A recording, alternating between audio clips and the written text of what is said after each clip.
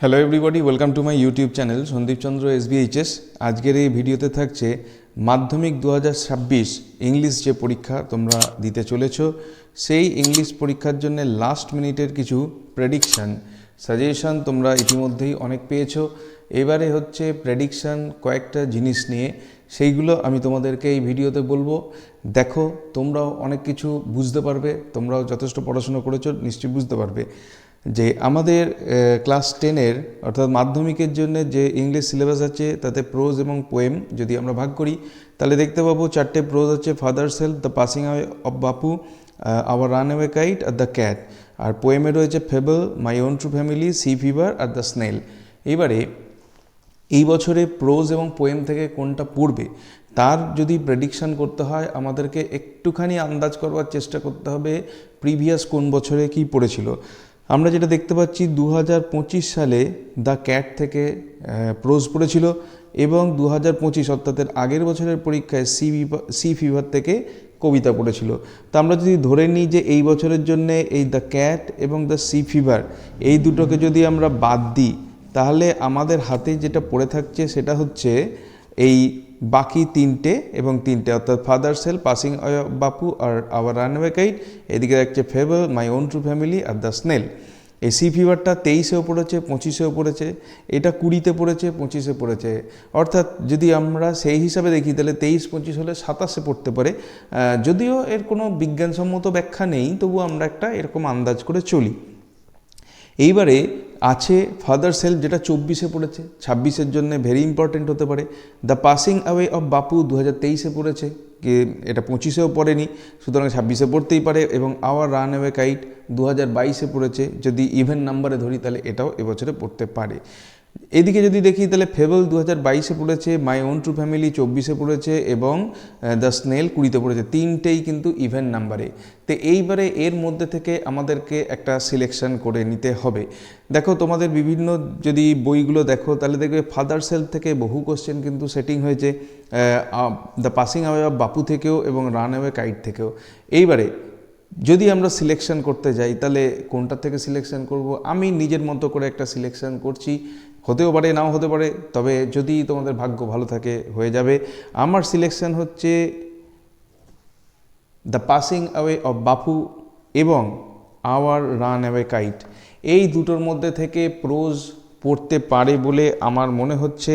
এবার তোমরা এইগুলোকে অবশ্যই একটুখানি ভালো করে দেখে যেও এবং এইখান থেকে এই যে প্রোজ সেকশানের ভেতর থেকে উত্তর করার ক্ষেত্রে কয়েকটা বিষয় আমি বলবো যেগুলো পরীক্ষার খাতায় ছেলেরা ভুল করে আসে, সেই কয়েকটা জিনিসও আমি এরপরে দেখিয়ে দেবো। একটু ভিডিওটা দেখো মন দিয়ে।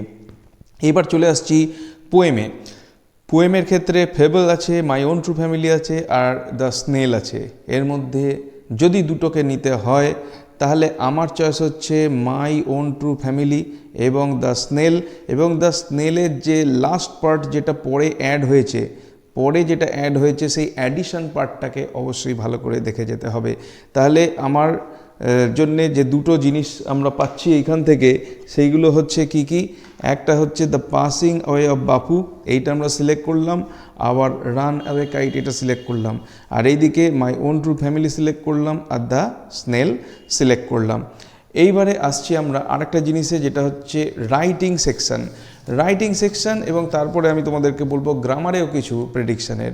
রাইটিং সেকশানে যদি আমরা প্রেডিকশান করতে যাই তাহলে আমাদের সামনে যে রাইটিং টপিকগুলো আছে সেগুলো হচ্ছে প্যারাগ্রাফ আছে, বায়োগ্রাফি আছে, প্রসেস রাইটিং আছে, পার্সোনাল লেটার রাইটিং আছে, অফিসিয়াল বা এডিটোরিয়াল বা স্কুল অফিস বা হেডমাস্টারকে চিঠি এইগুলো আছে, report, news paper report writing আছে, নন নিউজ পেপার রিপোর্ট রাইটিং যাকে ইভেন্ট রিপোর্ট বলি সেইটা আছে, নোটিশ আছে, ডায়ালগ আছে, সামারি আছে, স্টোরি রাইটিং আছে। এর মধ্যে প্রথমেই ডায়লগ এবং সামারি এই দুটোকে আমরা বাদ দিয়ে দেবো, কারণ কোনো বছরই এখান থেকে আসেনি। এরপরে দেখো আসছি প্যারাগ্রাফ, যে জেনারেল, এই জেনারেল থেকে 2025-এ সেট হয়েছে কোশ্চেন, 2023-এ হয়েছে, 2020-তে হয়েছে। অর্থাৎ এই বছরে হতেও পারে, নাও হতে পারে। যদি হয় তাহলে আমরা সোশ্যাল মিডিয়া বা এআই রিলেটেড যে ধরনের টপিকগুলো আছে সেইগুলোকে একটুখানি ভালো করে দেখে যাব, কারণ এআই নিয়ে এখন বারবার বিভিন্ন জায়গায় লেখা হচ্ছে। তো সুতরাং এইগুলো জেনারেল অন্যান্য টপিক তো করে যাবেই, এইগুলোকে একটু দেখে যেও। যেটা মোস্ট ইম্পর্ট্যান্ট হতে পারে সেটা হচ্ছে বায়োগ্রাফি। বায়োগ্রাফি 2024-এ পড়েছিল, তারপরে কিন্তু পড়েনি। সুতরাং 2026-এর জন্য ইম্পর্ট্যান্ট হতে পারে। এইগুলোর জন্যে অনেক বায়োগ্রাফি আছে, তার মধ্যে র্যান্ডামলি যেগুলো আমাদের মনে হচ্ছে সেরকম কয়েকটা নাম বললাম, যেমন সচিন তেন্ডুলকর হতে পারে, MS ধোনি হতে পারে, উত্তম কুমার হতে পারে এবং জীবনানন্দ দাস পোয়েট এইটা হতে পারে। তো তোমরা এইগুলোকে একবার চোখের দেখা দেখে যেও। আরেকটা যেটা ইম্পর্টেন্ট রাইটিং, যেটা এর আগে বারবার আসতো, প্রসেস রাইটিং বিগত 2020 থেকে 2025-এর মধ্যে একবারও আসেনি। তো সুতরাং প্রসেস রাইটিংয়ের ওপরে ভালো করে জোর দেওয়া দরকার। এর মধ্যে তোমরা ORS বা রিহাইড্রেশন মিক্সচার, অয়েল যেটা মাস্টার্ড অয়েল বা এডিবল অয়েল সেটা তৈরি করা, টি এবং স্কুল ম্যাগাজিন কী করে তৈরি হয় এই জিনিসটাকে দেখে যেও। লেটার পার্সোনাল মনে রাখবে, এর আগে 2025-এ এসেছিল এডিটোরিয়াল লেটার, 2023-এ এসেছিল এডিটোরিয়াল লেটার। তাহলে এই বছর যদি এডিটোরিয়াল লেটারটাকে আমরা একটুখানি ওভারলুক করতে চাই, যদিও আমি বলবো এর আগে কিন্তু এরকমও হয়েছে যে রিপোর্ট পরপর 2 বছর রিপিট হয়েছে, সুতরাং রিপিট হতেই পারে, সেই সম্ভাবনার কথা একদম উড়িয়ে দেওয়া যাবে না। তো পার্সোনাল লেটারকে আমরা একটুখানি নজর রাখবো, কারণ এটা দেখতে পাচ্ছি 2020-তে এসছে, 2022-এ এসছে, 2024-এ এসছে, সুতরাং 2026-এ আসতেই পারে। তো সেই সব ক্ষেত্রে আমরা ভাইকে বন্ধুকে চিঠি লেখার ক্ষেত্রে আমরা সোশ্যাল মিডিয়া রিলেটেড, যে সোশ্যাল মিডিয়াতে যে সময় কাটাচ্ছে, অনলাইন গেমস রিলেটেড, মানে অনলাইন গেমস নিয়ে সে যে মানে নেশাগ্রস্ত হয়ে পড়ছে, বা এনি অ্যাডিকশন রিলেটেড, স্মোকিং বা এই ধরনের কিছু হোক, বা এই যে অনলাইন গেমস রিলেটেডও হোক, এই যে কোনো ধরনের অ্যাডিকশানের ক্ষেত্রে এই তোমার পার্সোনাল চিঠি লেখা এটা একটা ইম্পর্টেন্ট কিন্তু টপিক হতে পারে। তো সুতরাং এটাকে অবশ্যই দেখে যেও। নেক্সট দেখো রিপোর্ট রাইটিং নিউজ পেপার। এইখানেই সেই ঘটনাটা ঘটেছিল যেটা 2024-এ এসেছিলো, 2025-এ এসেছিলো, তার আগে এসেছিলো 2020-তে। তাহলে যদি 2024-25 এসে থাকে, আমরা ধরে নিতে পারি নিউজ পেপার রিপোর্ট রাইটিংটা এই বছর হয়তো রিপিট নাও করতে পারে, বা হয়তো বেশিরভাগ সম্ভাবনাই হচ্ছে রিপিট না করার। তাহলে যেটা পড়ে থাকতে পারে সেটা হচ্ছে রিপোর্ট হচ্ছে ইভেন্ট টাইপ।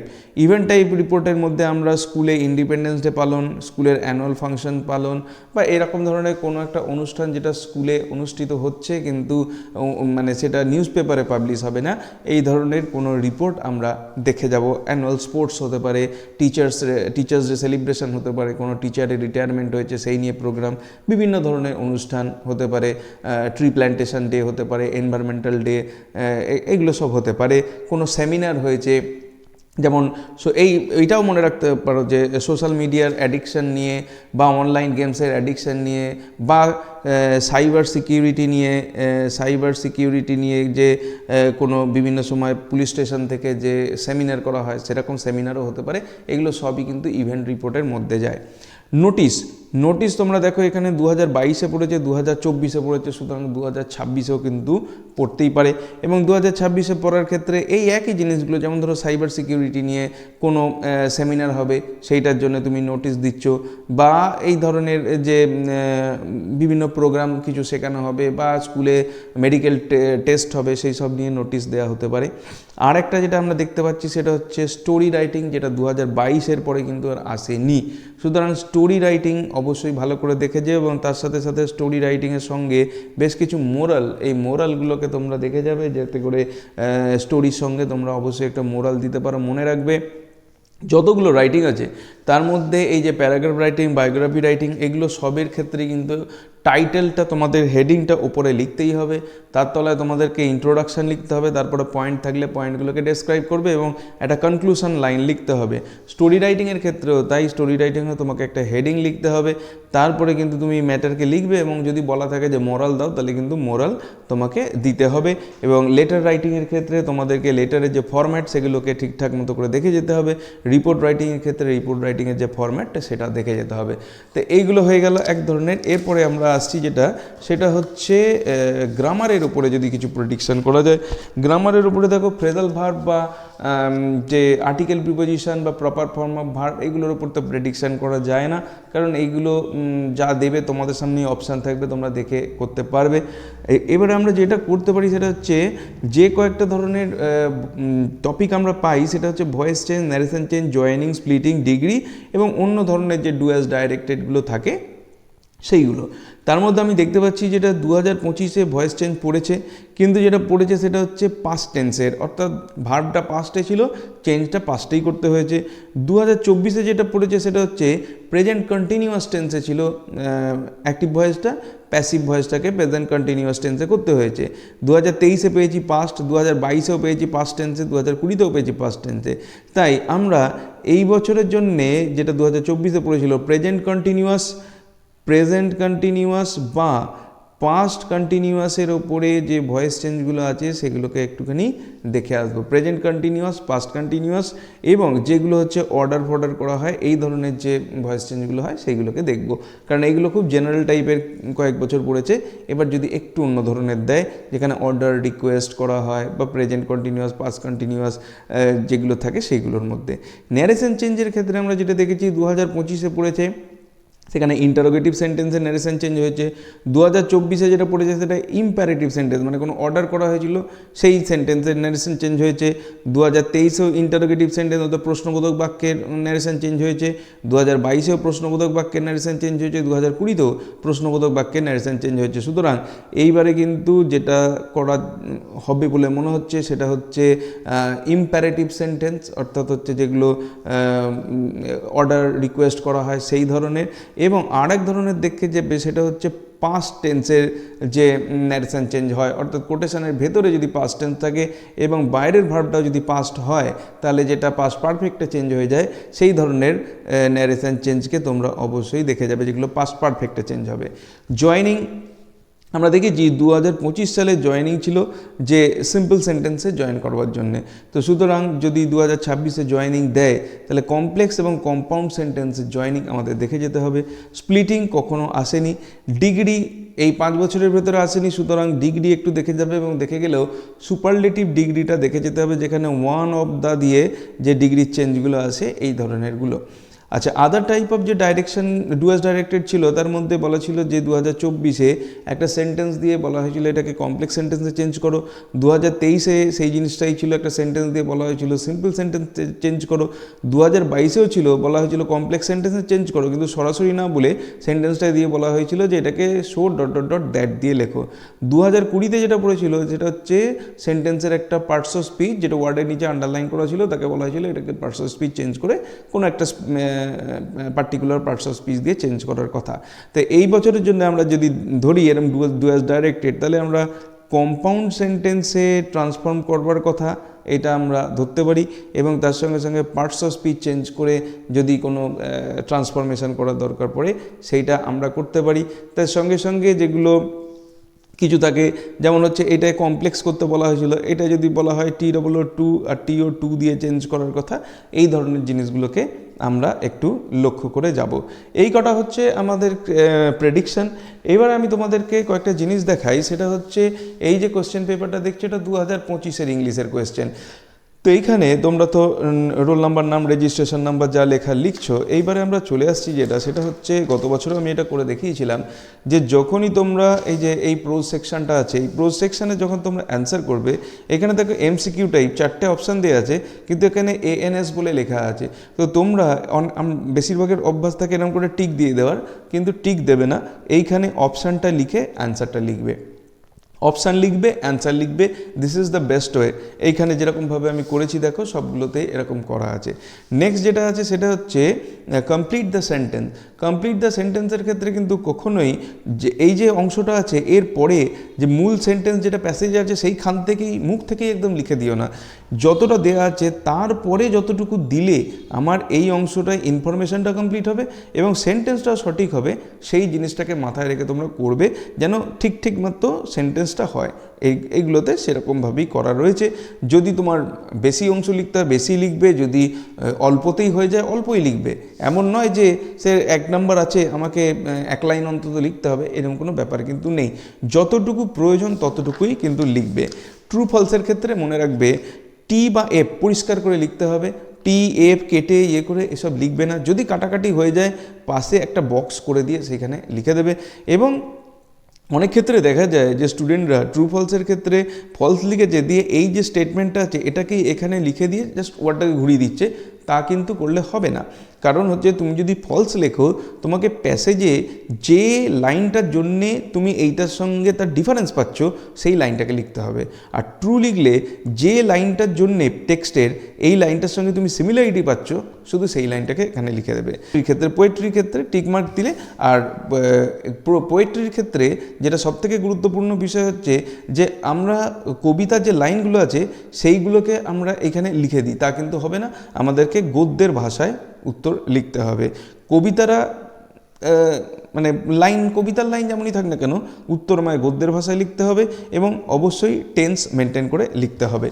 ঠিক আছে, এরপরে যেটা আসছি সেইটা হচ্ছে আমাদের আনসিন।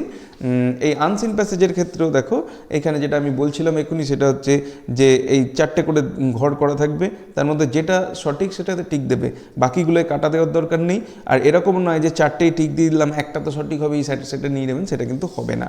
কারণ মাধ্যমিকের ক্ষেত্রে এই জিনিসগুলো একটু বেশি ফলো করা হয় যে যেটা সঠিক শুধুমাত্র সেইটাতেই রাইট দেবে, অন্য কিছুতে রাইট কাটা দেবে না। তাহলে কি হবে, স্যার কনফিউজড হয়ে যাবেন, খুঁজে পাবেন না, তোমারই কিন্তু নাম্বার চলে যাবে। ট্রু ফলসের ক্ষেত্রে যে অংশটা বললাম, যদি এরকম থাকে যে অনেকটা অংশ থাকে লেখায় ধরছে না, তাহলে তুমি ডট ডট দিতে পারো, কিন্তু অবশ্যই যেটার জন্য ট্রু বা ফলস বলছো সেই কি ওয়ার্ডটা যেন এখানে উপস্থিত থাকে। আর কোয়েশ্চেন অ্যান্সারের ক্ষেত্রেও তাই, যেন অবশ্যই টেন্স মেনটেন করে এবং সঠিকভাবে লেখা হয়। ওইখানকার যে প্যাসেজের যে লাইন সেটাকেই সমস্ত তুলে দিচ্ছ, সেটা কিন্তু করার দরকার নেই।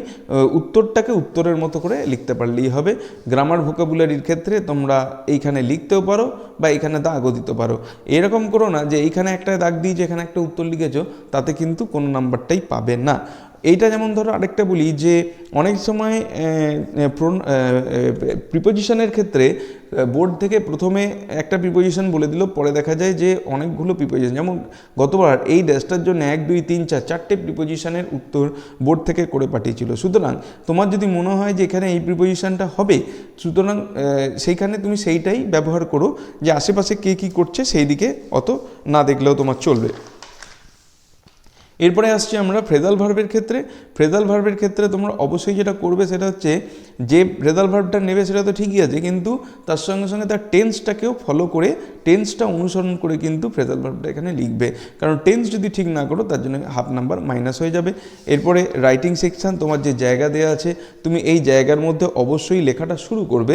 তারপরে যদি তোমার অ্যাডিশনাল পেজ লাগে তাহলে তুমি পেজ নেবে, কিন্তু খেয়াল রাখবে যে খুব বড় যদি লেখা না হয় তাহলে কিন্তু যে জায়গাটুকু দেয়া রয়েছে এই জায়গাটুকুর মধ্যেই লেখা হয়ে যাওয়ার কথা। কারণ বলা আছে 100 ওয়ার্ডের মধ্যে লিখতে হবে।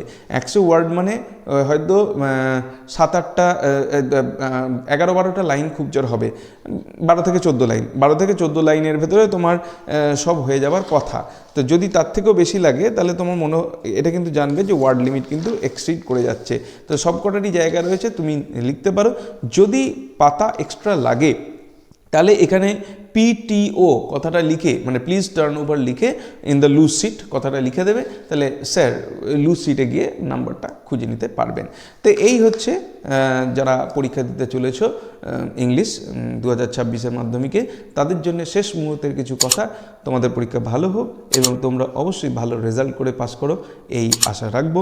ভিডিওটি ভালো লাগলে অবশ্যই এটাকে একটা লাইক করো। চ্যানেলে নতুন এসে থাকলে চ্যানেলকে সাবস্ক্রাইব করার সাথে সাথে পাশের বেল বাটনে প্রেস করো, যাতে করে পরবর্তীকালে এই ধরনের ভিডিওর লিঙ্ক তোমরা সরাসরি পেতে পারো। দেখা হবে নেক্সট ভিডিওতে। Till then good bye and thank you.